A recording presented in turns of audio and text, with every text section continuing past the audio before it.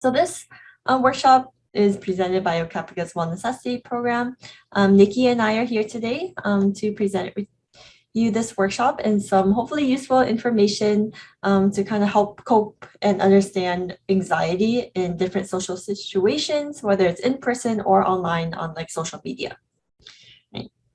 So our program is funded by the Mental Health Services Act. So you can get different services from us. It's free of charge, no cost to you, such as individual counseling, case management, support groups, or even workshops like these today. And if you have any questions for me or Nikki, we have our emails here down below. If you want to, please feel free to contact us. You can also find out more information about our program by visiting our website here or giving our program a call at this toll-free number. All right, and now we'll get started.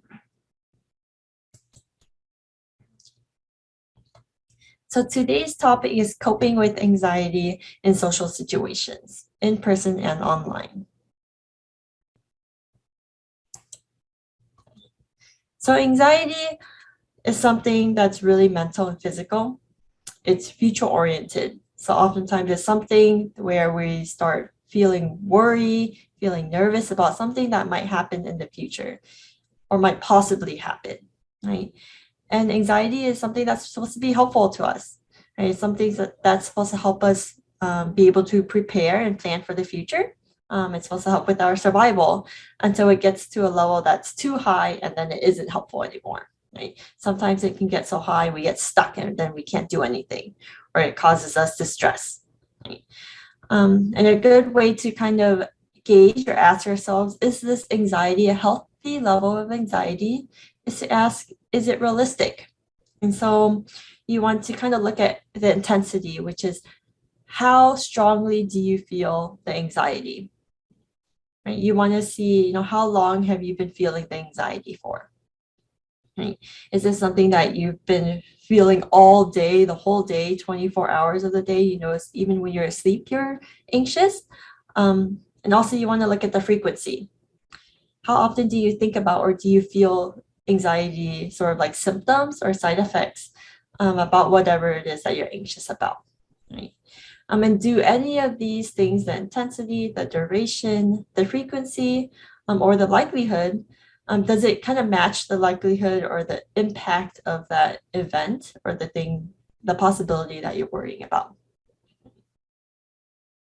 Anxiety has all sorts of effects on our bodies.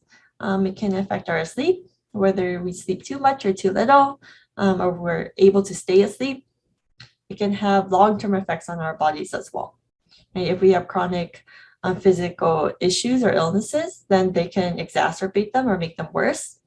In the short term, anxiety can help us release the stress hormone, which is cortisol, which is really good in the short term, right? It helps us survive. But if we are exposed to cortisol for long periods of time, it has negative effects on our bodies. It can affect our digestive systems. It can make us lose sense of time or really be time consuming when we're being anxious and being stuck in our thoughts and we can't take any action. Right?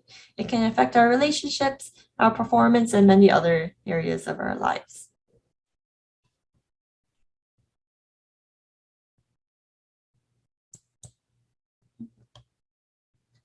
So how anxiety looks and feels is that it's really, really physical and really mental at the same time. Right? I'm sure many of us, or even like your children or students, experience all sorts of physical anxiety symptoms, right? Basically, it kind of starts off at, when you're nervous, how do you feel? Right? Maybe you notice that your hands are shaking.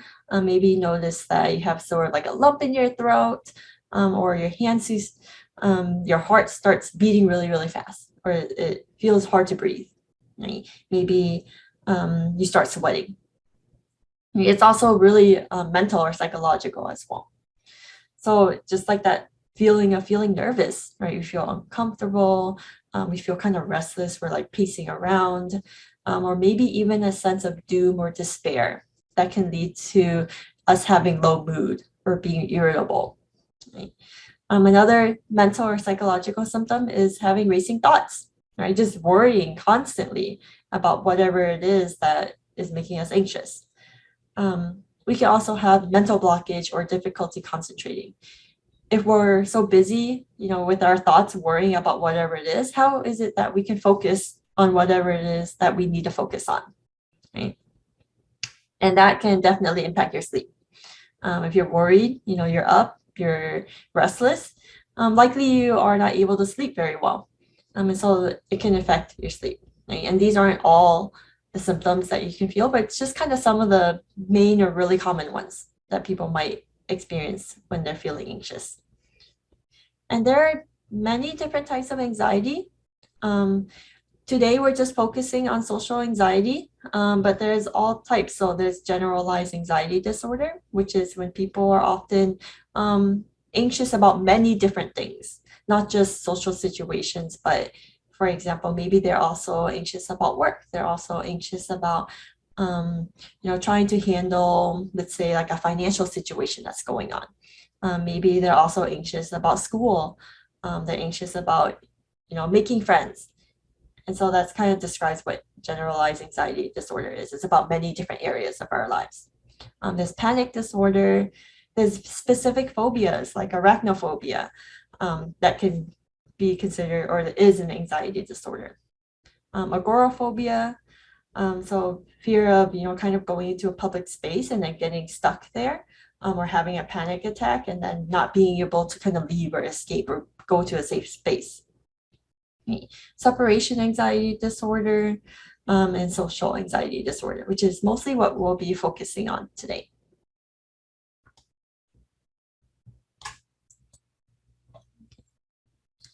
So this is going to get pretty technical, but I think it's good to have like an understanding of why we have these sort of like physical anxiety symptoms. And also, this really leads into sort of like the coping. Why do we do certain things to calm ourselves down or to cope with this anxiety? Right. So all of us have a central nervous system. Within the central nervous system is the autonomic nervous system. And within this system, there are kind of two different nervous systems that are sort of like the activating and the calming response. Right? The first one is the sympathetic nervous system. This is the one that we can think of as the activating nervous system. This is the system where when we start feeling threatened or afraid, or maybe we're in danger, right? This is the system that controls our heart rate, that increases our heart rate, it increases our breathing, our respiration. It's the one that helps us react when we need to kind of like fight or flight, right? Or freeze or fawn. The opposite of that, right? Usually when we're escalated, our heart rate increases, our breathing quickens. Sometime after we calm back down, right? And that's another nervous system, which is called the parasympathetic nervous system. This is the one that, kind of like brings everything back to baseline. We're all calm again, right? And so it's deactivating. It's the one that slows down our heart rate. It's the one that decreases like, our adrenaline. It's the one that makes us breathe kind of like slower, right? And so when we're feeling anxious, in a lot of ways, our sympathetic nervous systems are activating, they're starting up, right? When we want to cope with this anxiety, right, in a lot of ways, it's sort of imitating or doing things so that we can activate the parasympathetic nervous system. So we don't want to have like a racing, heart rate, right? Because we want to calm down. We're anxious. We don't want to, be like hyperventilating. And so we want to do things that trigger this parasympathetic nervous system response, or at least like imitate it or copy it. Right. And so we do things, like practicing deep breathing to slow down our breathing. We do like muscle relaxation, right? Just so we can calm ourselves back down. And this is kind of like one way to approach coping with anxiety.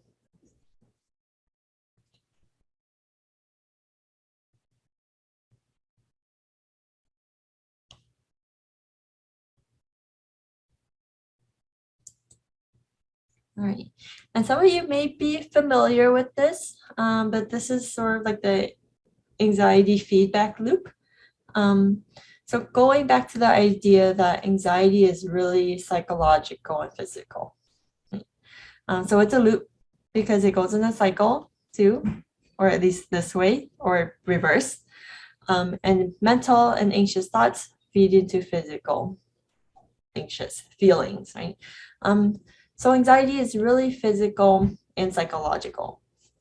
When we're anxious, we have a lot of things that are on our minds that, tell us that we're anxious and also make us more anxious. I'm a student, and let's say I'm a student and I have a test tomorrow, and I also have a lot of homework, and I'm worried, maybe I don't have a lot of time to do my homework and study, or maybe I'm trying to decide between, should I commit more time to studying versus, maybe missing out on these homework assignments. And so I'm feeling really anxious and kind of stuck. My grades are kind of borderline, and I'm about to, go from an A- to a B or something. And so all of these thoughts start coming up that show that I'm anxious. The more anxious thoughts I have, likely the more anxiety I feel, right? I won't be able to sleep at night. Each time I pick up a pencil, I'm kind of like shaking. I think about, oh, what if I don't study at all and I get an F? What's going to happen? And then I start, kind of shaking and getting really, really nervous. And so that these symptoms also increase. So both of these mental thoughts and these physical symptoms feed into overall anxiety, right? And the mental thoughts also affect our physical symptoms, and our physical symptoms affect, like how anxious we are, right? Our other thoughts we might notice, like, I'm so shaking. Maybe if you're a student, you're doing a presentation, right? You're kind of shaking and you're like, oh my gosh, everyone can see it. I look so I look so weird. People are judging me. And so even our physical symptoms, when we're aware of it, can make us more anxious. And so the idea to kind of cope with this anxiety is to decrease at least one or both of these, right? To kind of put a stop or decrease our mental psychological symptoms, or to decrease or put a stop to our physical anxiety symptoms. And if these go down, then we would expect the anxiety overall also decreases.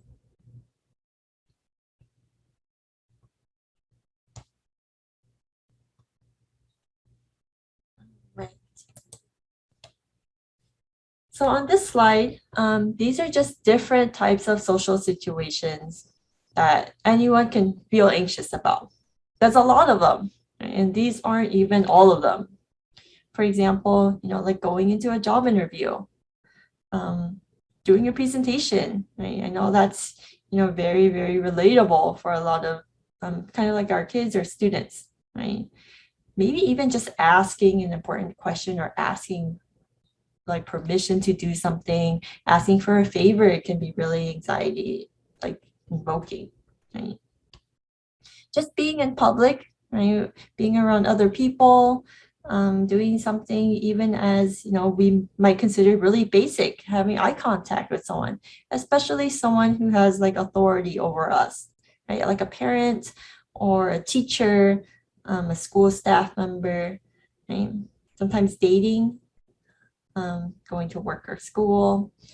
And even like when it's not on this list, but when it comes to like social media, right? When we're trying to make a post or we're going to post a video, we often have thoughts running through our heads of, how will people react to this, right? Do I look funny in the video, right? All sorts of social anxieties in so many different situations. And when it comes to these situations, we're anxious because of certain things that we're afraid of, right? That we're worried about. And so sometimes it can be an overwhelming fear of being judged by others. Right?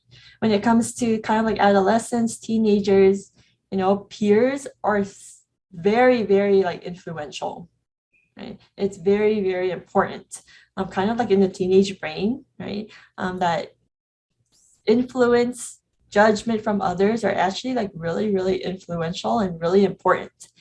And so some of these fears maybe even more kind of impactful on adolescents and teenagers than they are on adults when they get older later in life. Right? Sometimes it's a fear of being embarrassed or humiliated, maybe accidentally offending others. Maybe you don't even know until after the fact that you've already shared something online or that you've already said something that was offensive and then you can't take it back. And then you become anxious, you worry about it. What if this happens again? I wonder if this person's going to do something about it. Am I going to get told on, for example? Am I going to get in trouble for that? Right? Now this person hates me now. There's also maybe a fear of being center of attention, right? When we're in social situations, the focus is on us, right? It's on the other person too, but we're also engaged in a part of that. And the last one is performing. And this is also not an exhaustive list. This is not all the fears, but just some of the more common ones that students or our kids might be facing. All right. So I think I'm going to hand it off to Nikki. She's going to cover the coping part of today's presentation. Yeah, thank you, Nancy, for doing such a good job with that overview of why and how anxiety feels. So now we're going to talk about coping and how we can reduce those symptoms and those feelings of anxiety. So first, we're going to talk about establishing a baseline idea of what your student feels like normally. And that requires us to check in on ourselves. So this is something that you can do with your child, and also that you can do on your own to model these behaviors with them. And so there's 3 things that we want you to pay attention to as you're checking into yourself. The first one is first check on your basic needs, right? You may be having those feelings of anxiety, right? Maybe you're having trouble sleeping, maybe your body is shaking. But first, before we think about, is this anxiety? Are you hungry? Are you thirsty? Do you need to just sleep, right? Maybe you're just really tired. You didn't get a good night's sleep. Are you feeling safe in a situation? If that's not the case, then those symptoms may be related to, your fight or flight reaction, and the response is to leave a situation, right? Do you need to use the restroom, right? These basic body functions are things that we want you to notice about yourself so that you can monitor them before we have to, think about doing other coping skills for addressing anxiety, because sometimes that's not what we're feeling. And instead, we just need to really use the restroom, and that's affecting our bodies. Next, we can do what's called a body scan. So body scan is where you kind of close your eyes and think about the parts of your body and try to identify where tension is held, where stress is being held, or maybe, what areas are not responding as they normally would when you're relaxed. So, just as a quick example of that, if you close your eyes right now, try to think, okay, starting from the top of your head and working your way down to your feet, where are you holding tension? For me, it's definitely in my neck and shoulders and in my lower back. And so identifying those allows you to recognize where you need to do self-soothing techniques. And self-soothing is where you do things that will help calm down and really remove tension from particular areas. So examples of that are muscle relaxation. Muscle relaxation is when you tense and untense parts of the body, and usually it's in sequential order from either the bottom of your body up or the top of your body down, so that you can identify where tension is being held, recognize what tension feels like, and then let go of stress and recognize what relaxation feels like too. And so that's a basic thing you can do with yourself. So for example, if I identified stress in my thighs, muscle relaxation would feel like, okay, I'm going to clench my thighs, hold it for 5, 4, 3, 2, 1, and relax. And I'll do that maybe 2 or 3 times so that I can get used to that feeling of relaxation. Shrinking is where we imagine the area of tension, and then we imagine the tension literally shrinking or going away. And in doing that, sometimes we're able to soothe our minds and release some of the emotional tension that we're holding in those areas. And that can affect the physical tension that we're feeling as well. And then sending positive energy is also a good one, especially if you are really in tune with your body. Sometimes just thinking positive thoughts like, sending love, sending rest, sending light and positivity into your neck region, your stomach, whatever that means for you, that can also help you very early on address some of those feelings of anxiety the physical feelings of anxiety that you may be experiencing or that your child may be experiencing. So there's things that you can help guide them in or that you can practice on your own. Now, the third thing that we want you to do is breathing techniques, right? So before we begin doing other coping skills, just getting our bodies to a calm state through breathing can be a really great technique to bringing us away from a really strong anxious response. And so have an inhale and make sure that your exhale is at least 2 times longer. And so that can be inhale, hold it for 3 or 4 seconds, and then exhale for 8 seconds. And so just as a quick example, we'll do it together. So inhale for 1, 2, 3 seconds and hold it. 4, 3, 2, 1, and exhale. 8, 7, 6, 5, 4, 3, 2, 1.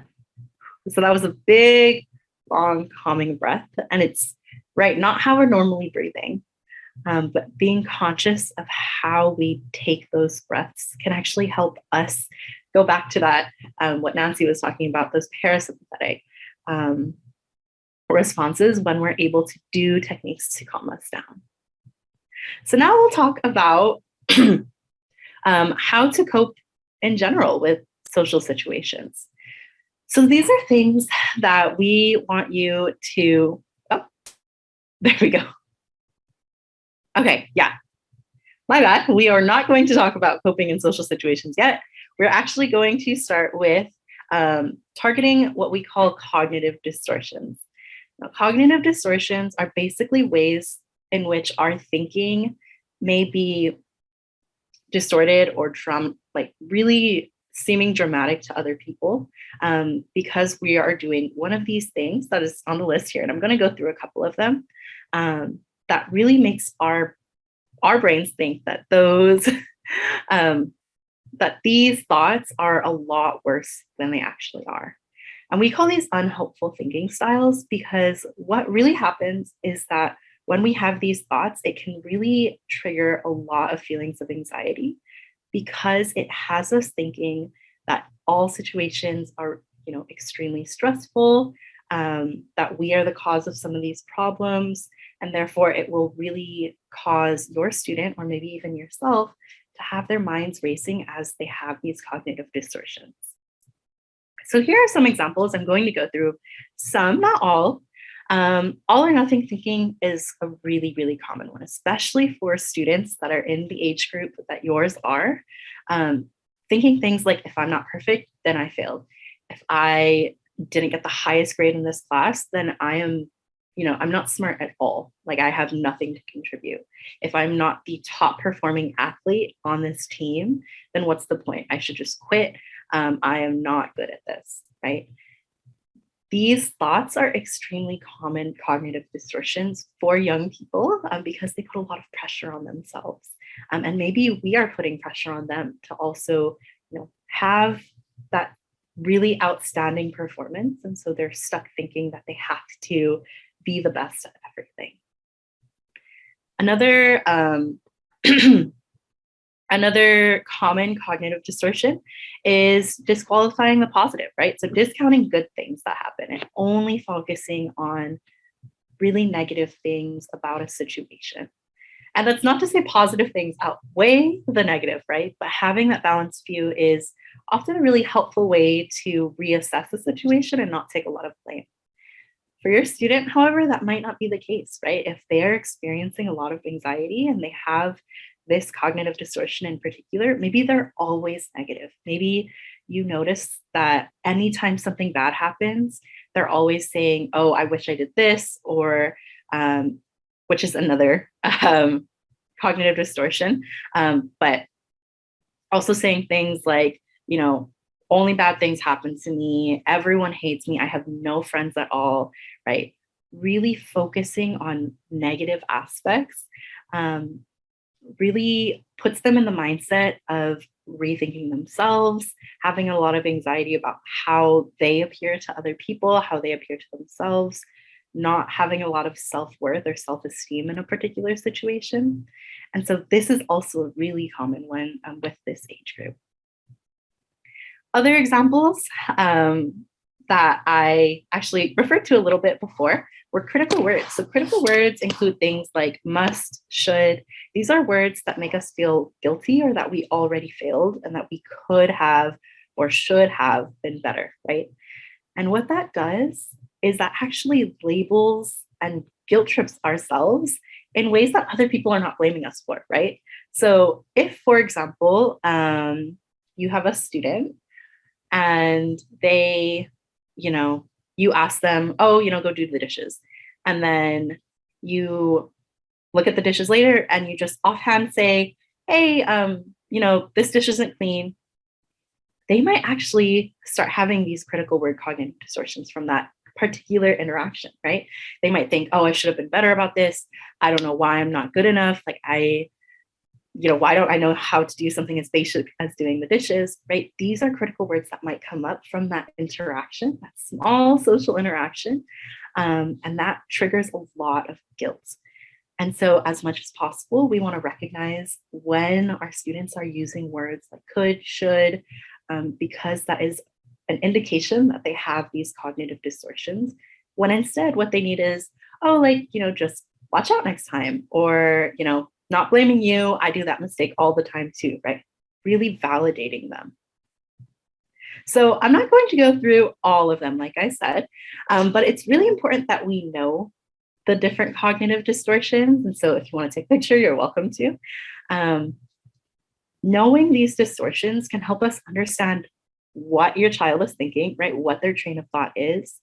And that allows us to address the problem directly, right? So instead of saying, oh, I don't understand why my child is always thinking negatively, I don't understand why my child is always minimizing their achievements, instead we can understand, okay, this is a thought process that my child is having. It might be an anxious response that they are experiencing, that they do. And so what I can do is try to address that by instead being more realistic, really pointing out positives in a situation. If they're using critical words, then we can try to relieve guilt in a situation and reassure them. So knowing the type of cognitive distortion allows us to know how to soothe our children. So next, we are going to talk about what anxiety looks like online. And this is really, really important because a lot of our teenagers are on social media. We are probably on social media ourselves, whether that is using Facebook, WhatsApp, all the different platforms that we might use as social media. But as you know, our children are on it a lot more than us probably. And social media has proven that it does, influence a lot of things that affect our anxiety. So that might be because social media can cause body image issues. We're constantly seeing people posing. We're seeing people edited. We're seeing people only post flattering angles of themselves. And that can really influence how we see our own bodies because we're not looking like that all the time. Nobody looks like that all the time. But when we're younger and not able to make that distinction, it's hard on our bodies to really accept what our bodies look like when they're not posed, when they're not edited. And so that can lead to body image issues. We also have self-esteem, confidence, and popularity issues that come up because of following counts on social media, or people who have really strong friends who have a lot of social media presence compared to maybe your student who doesn't have that, right? Sees people constantly interacting with other people, sees someone with, 1,000 followers when they only have 100. And they think, why am I not as good as them? Why am I not as good as them? Why am I not as popular as they are? What do they have that I don't, right? And so we get a lot of these self-esteem issues because we have those, and this leads into the next one, comparisons to other people, as our students are using social media and seeing those comparisons between themselves and their friends or just other people their age. And then finally, another anxiety inducing aspect of social media is that it often leads to us having a lot of comparisons or expectations of what we want other people to see about us. So we want to present ourselves as perfect. We want to always look happy. We want to always be, showing people how successful we are. We're not going to post, that we have bad days, that we maybe, do get reprimanded at work or at school. We're not going to show the world that. And so sometimes our students may be living with having that expectation that they always need to be like that in the real world as well, not just on social media, right? And that can cause a lot of anxiety because they will then they will then put a lot of pressure on themselves to be perfect. And so here are some things that you can do to help your child, mitigate these anxiety symptoms. The first one is to encourage your child to have balance, right, between electronics and other devices. This could be from their phones. This could be from, if they're a gamer, their whatever console they use, or their computer. And so having that balance is important because being on electronics can cause a lot of fatigue, and that will actually influence our ability to handle stress, handle anxiety. And so really taking us away from electronics, putting space between, your child and whatever electronic device is causing them to have these responses is really important. And that moves into the next one, which is setting boundaries. Encourage them to set boundaries on when they are using social media, how often they use it. Maybe it's not the best thing to check Instagram at 7 a.m. right before school, right? Maybe, try to encourage them to do it later in the day when maybe their brains are a little more resilient. They're a little bit more, not as sleepy. And that means that they're able to not blame themselves, not compare themselves constantly to other people. And so really set those healthy boundaries about how much we're using social media, where we use social media, what types of social media we use. And that will allow your child to begin to, recognize healthy and unhealthy ways that they are engaging in social media. And then finally, taking breaks from social media is also a really important thing for our students to do. Constantly being available, constantly being, comparing themselves online is not healthy. And so encouraging your child to maybe, hey, stay off Instagram for 2 or 3 days, or, don't check your Twitter notifications for a day. Let yourself be really engaged in the moment, live your life in ways that don't revolve around electronics, and see how that changes things, right? Just, challenge them or ask them to do that and see if that may have a healthy effect on how their relationship with social media works. Next, we have, practicing what's comfortable. So maybe instead of, posting pictures of your child without their consent on Facebook, start asking them if you notice that makes them nervous, if it's okay if you can post, a status update about how, the family's doing and include their name, and then build them up to being okay with showing their face if that's something that you want and that they want. And that's something that you can also encourage them to do, right? Maybe they can start if they want to use social media but don't know how, or are scared to post pictures of themselves, even if it's a private account. You can tell them, hey, post pictures of plants with descriptions. It doesn't have to be you. So build yourself up to what level of comfortability you want, and the exposure that you do want on social media. That can also have them have a healthier relationship with what kind of content they post. Next, reassurance or seeking safety and self-soothing are really important tips to do when we are engaging on social media. And one way to think of this is reminding ourselves that physically, right, we are in the comfort of our current space. We can turn off our phones. We can, move our phones under the bed so we don't have to think about it. And just reminding your student of that is really important, because sometimes they can get caught up on, everything's going on my phone, but they're in your living room, right? You can tell them, hey, just put the phone down. If you're not feeling good about looking at it, go put it in your room and come back so you don't have to think about it. That is one way that they can self-soothe and also have that reassurance of where safety can be found. And then the final tip on here is to encourage your child to curate their feed, right?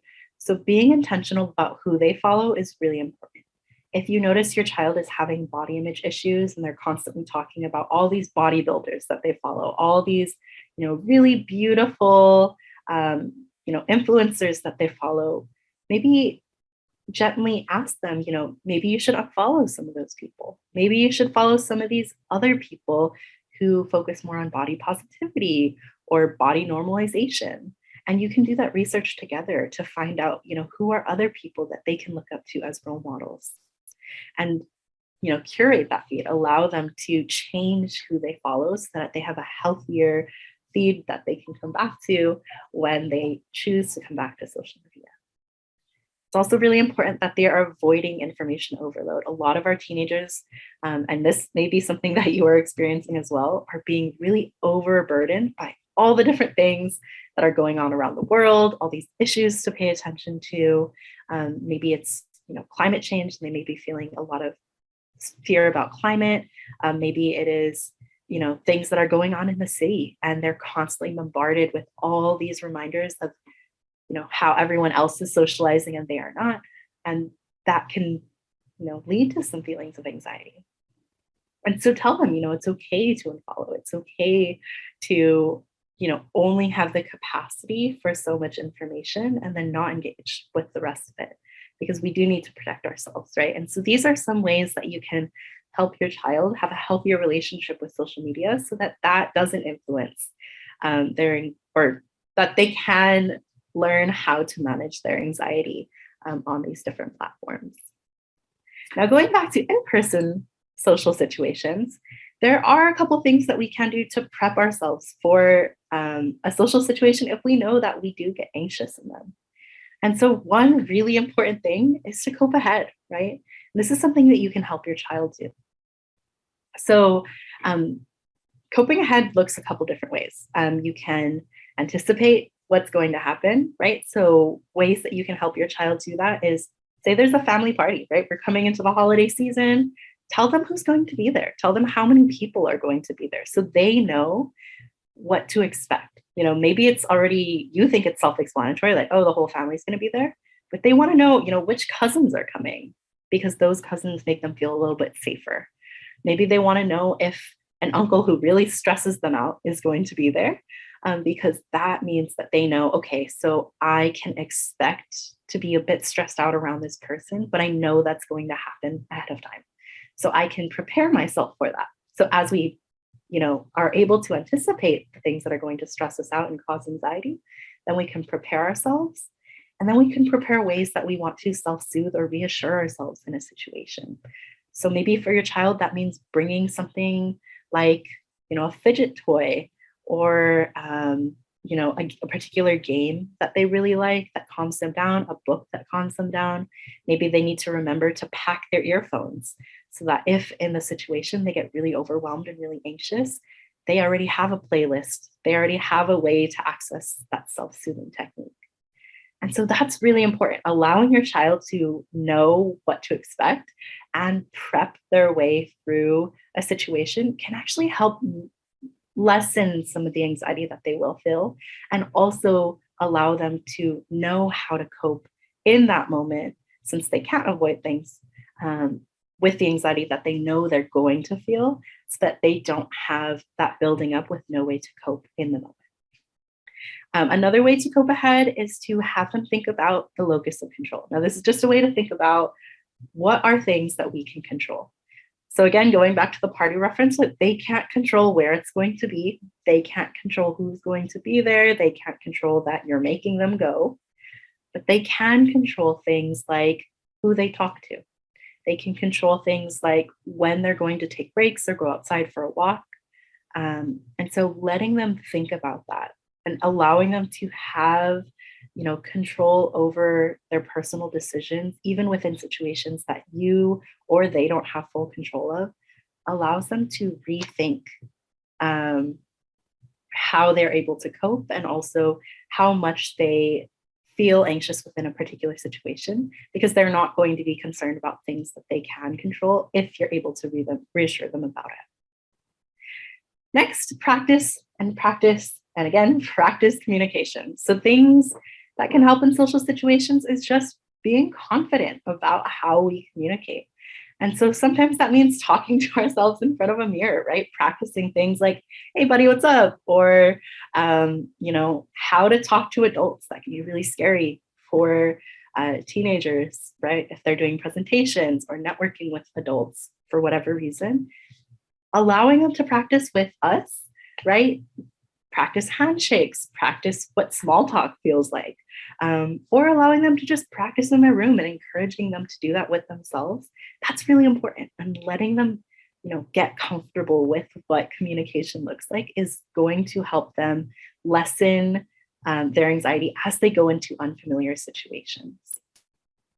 And then finally, decreasing overall anxiety can be done in a lot of different ways. And one is to work on our core beliefs. So really connecting with ourselves, our values, who we believe we are, our self-esteem, things like that will help us feel a little bit more secure when we go into situations. And that security can allow our students to not feel as much anxiety because they're not second guessing all of those things in a moment. Instead, having that security, having that belief in their beliefs will help them feel more confident going into social situations.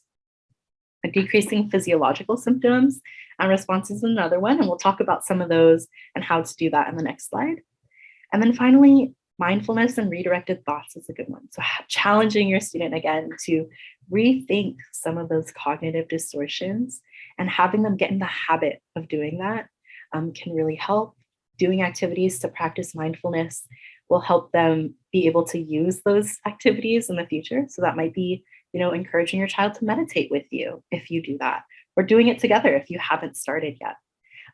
It might be that you have a moment of deep breathing together so that they know how to deep breathe. And when they feel anxious later on in a social situation, they know how to do that right away so that they know how to self-soothe and then decrease overall anxiety later. And so for the next slide, like I mentioned, we're going to talk about things that they can do to decrease some of those physiological symptoms. And these are also things that will help us mentally prepare and cope with anxiety too. So a big one is self-compassion. One way to do this is to encourage your child to think from an outsider's perspective. Now, a lot of times we are our biggest critic, right? We hear things, we get feedback from people, and we internalize that. We are really hard on ourselves. And this is especially true for your students who are getting feedback all of the time, right? On social media, from their teachers, from their peers, maybe their coaches, they're being told how to think about themselves. And so instead, encourage them to think kindly about themselves. And one way to do that is using, again, the outsider perspective. So instead of saying, if I'm going to use myself as an example, oh my gosh, I'm the world's worst speaker, I suck at this, right? Thinking from an outsider's perspective might sound like, okay, Nikki is kind of awkward sometimes, but Nikki also knows what she's talking about, and Nikki is able to really articulate her thoughts well. And so having that way of reframing our thoughts and allowing ourselves to see ourselves as other people see us is a really good mental exercise for practicing compassion and what that looks like. Another way to practice self-compassion is reminding your child to remind themselves that they will be okay, right? That they can move forward, that this is not the end of the world, that they can and still will be okay after a situation. And that's what compassion can feel like, just reminding ourselves that we have safety and security. That's really important. Next, we have self-esteem. So improving self-esteem and confidence is, again, a really key way for helping us cope with our social anxiety or anxiety that we feel in social situations. Because when we're more confident, we're less likely to judge ourselves, to be concerned or fearful about what other people are thinking or how we're going to behave, because we have that self-assurance, we have that belief in our core self. And so really working on your self-esteem and encouraging your child to do that too can help make sure that they, in social situations, have these skills to protect themselves against criticism or fear that they may be having. Another way that you can do this to help your child is to also reassure them. Reassuring your child that they don't have to be the most popular student in school, that to you, they're already smart, even if they're not the valedictorian, that they don't have to be the best swimmer on the swim team to be a good athlete, right? Giving them those reminders is really important, because sometimes a lot of their anxiety may come from thinking that other people have those expectations. And so when we, as people that they trust, are able to give them reassurance, then we kind of take some of that anxiety they may feel off their back. We're able to remind them that these are not thoughts that we're having, so they don't have to have them. It doesn't always work, but it's a really good way to support your child as they are coping with anxiety. It's also important to remind them that they still deserve things like your love and your care, even if they don't perform well. So maybe they don't do great on a test. Reminding them, hey, I still love you, after they tell you that, is really going to help make sure that they still have a positive self-esteem and that they're not judging themselves on their performance, which can lead to a lot of social anxiety. And then finally, doing self-care activities. We've covered this in a lot of different workshops before, so I'm not going to go too deep into it, but doing things that allow us to decrease overall stress, allow us to also decrease our overall anxiety.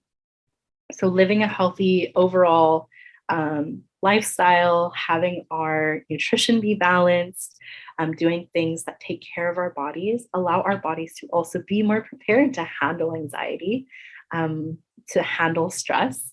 And so self-care is really, really going to help make sure that we're able to cope with anxiety in social situations. And now we are at the end of our presentation. So I'm going to hand it off to Nancy to talk about some resources. All right, thanks so much, Nikki. So that was the conclusion of our presentation. On the slide here are just some resources.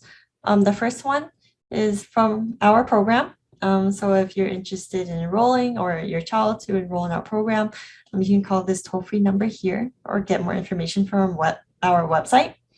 The second one is the OC Warm Line non-crisis support line. So it's 24/7 if you need any sort of like emotional, social support, that you can call this number and there are counselors on the other end that could help you out. Right? There's also the D.D. Hirsch suicide prevention line. This is also not for those who are thinking about suicide, but maybe if you know someone who has been thinking about suicide, you can also call this line to ask for like assistance or advice on how to support them. And this is a text line. So it's for crises and non-crisis. If you feel stressed out, maybe your child or student feels stressed out and they kind of need someone to talk to, that's a stranger, then this is a good line to contact, and you can contact them by text. And then lastly, we have the Trevor Project Crisis line for LGBTQ plus individuals. So this is for those who feel like they might need more specific, or they might want to talk to someone who may be better, maybe more informed on maybe more specific issues, then this is a number that they could also contact. And that's our presentation. I hope that this was helpful. We do have a couple minutes if anyone has any questions that we could take. And I'm gonna stop sharing my screen. Thank you so much. I'm going to go ahead and stop recording as well. That way, if anyone has any questions, feel free to put them in the chat or unmute yourself.